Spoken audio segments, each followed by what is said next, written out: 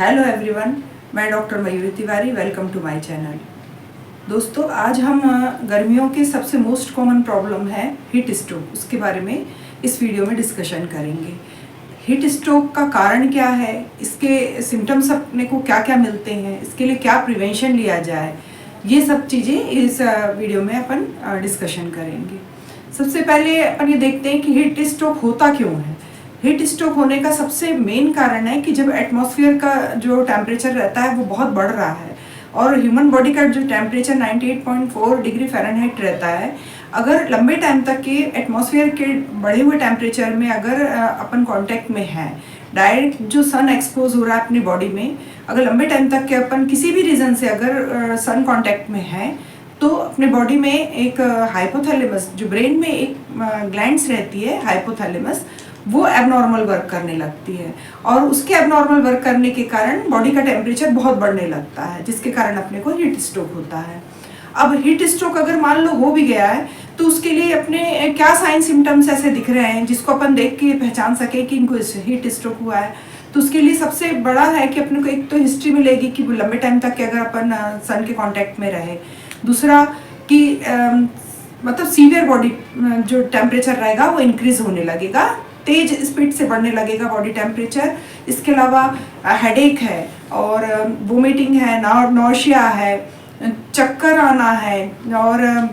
भूख नहीं लगना, उल्टी होना, और साथ ही मतलब अगर उसमें मतलब बॉडी में जो आरबीसी कंटेंट्स टूटने लगते हैं जिसके कारण सांस लेने में तकलीफ होना, ये मतलब जो मोस्ट कॉमन जो सिम्टम्स हैं ये हीट स्ट्रोक में अपने को ये मिलते हैं। अब अपन ऐसा कौन सी मेडिसिन लें जिससे कि अपन प्रिवेंटिव तौर पे होम्योपैथी की जो मेडिसिन है कि जिसको अपन को लेने से हीट स्ट्रोक से बचा जा सकता है। मतलब अगर हीट स्ट्रोक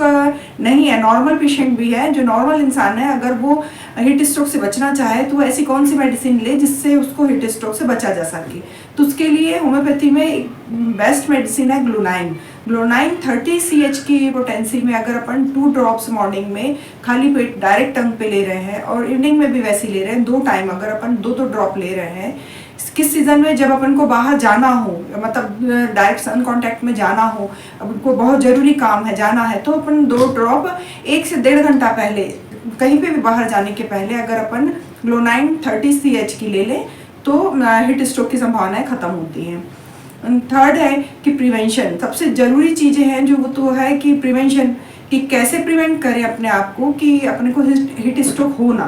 तो हीट स्ट्रोक से बचने के लिए सबसे ज़्यादा अपने को ज़रूरी है कि एक तो मॉर्निंग में 12 बजे से 3 बजे तक के का जो दोपहर का टाइम रहता है उसमें अपन डायरेक्ट सन के कांटेक्ट में ना जाएं, जिस समय टेम्परेचर बहुत हाई हो उस समय की बात है। और अगर बहुत मजबूरी है, अगर जाना भी पड़ रहा है, तो सबसे ज़रूरी है कि अपनी बॉडी को फुल हाइड्रेट करो, मतलब वाटर इनटेक इतना अधिक लो फिर बाहर निकलो। तो उसके लिए अपने को पानी, ऐसा बहुत सारा पानी एक साथ नहीं पीना है, बड़े ग्लास में पानी सिप सिप करके पीना है कुछ टाइम तक के बैठकर, और उसके बाद अपनी बॉडी को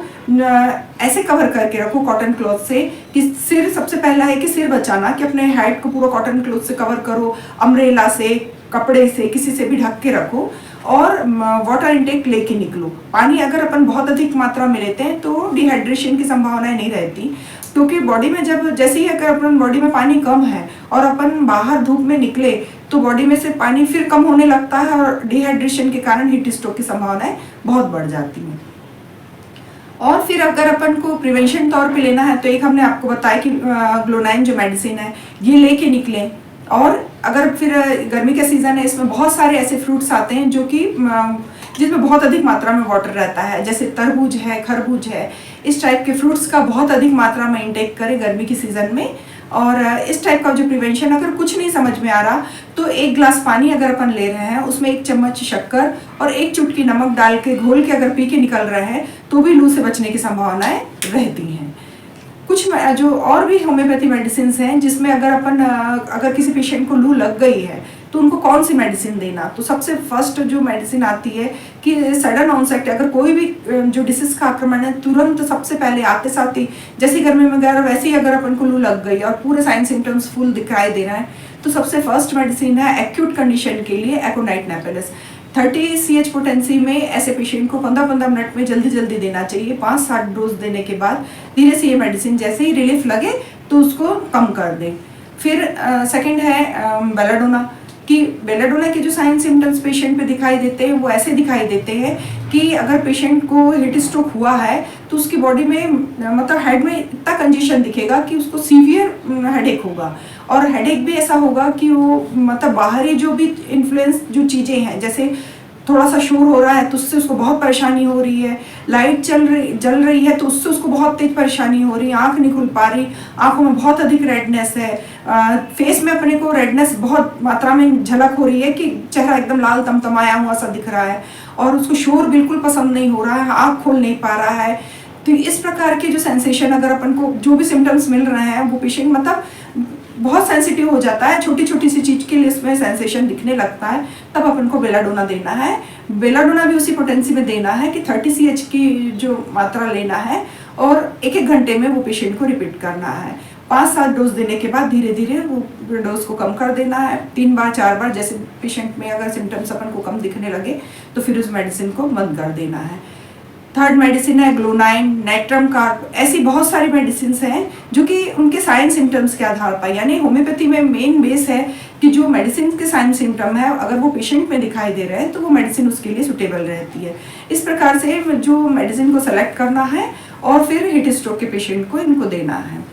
दोस्तों ये तो छोटी जानकारी जो मैंने आपको हीट स्ट्रोक के बारे में दी। इसके अलावा भी अगर मान लो सीवियर कंडीशन हो रही है ऐसे क्योंकि डिहाइड्रेशन के कारण, आरबीसी टूटने के कारण अगर सांस लेने में बहुत अधिक तकलीफ हो रही है तो अपने नज़दीक के किसी भी स्वास्थ्य केंद्र में जाके तुरंत कांटेक्ट करना चाहिए। सेल्फ मेडिकेशन के भरोसे नहीं रहना चाहिए। और क्योंकि इलेक्ट्रोलाइट्स बैलेंस होना बॉडी में बहुत जरूरी रहता है। सही मात्रा में अगर फ्लूइड अगर जा रहा है, बाय ड्रिप के थ्रू भी जा रहा है, तो ऐसे पेशेंट की जान बचाई जा सकती है, नहीं तो ये बहुत ही सीरियस कंडीशन हो जाती है। तो इस कंडीशन में अपने को तुरंत हॉस्पिटलाइजेशन होना जरूरी है। दोस्तों यदि आपको ये मेरा वीडियो इंफॉर्मेटिव लगा हो तो प्लीज़ इसे लाइक करिए, सब्सक्राइब करिए, फ्रेंड एंड फैमिली के साथ शेयर कीजिए। Thank you.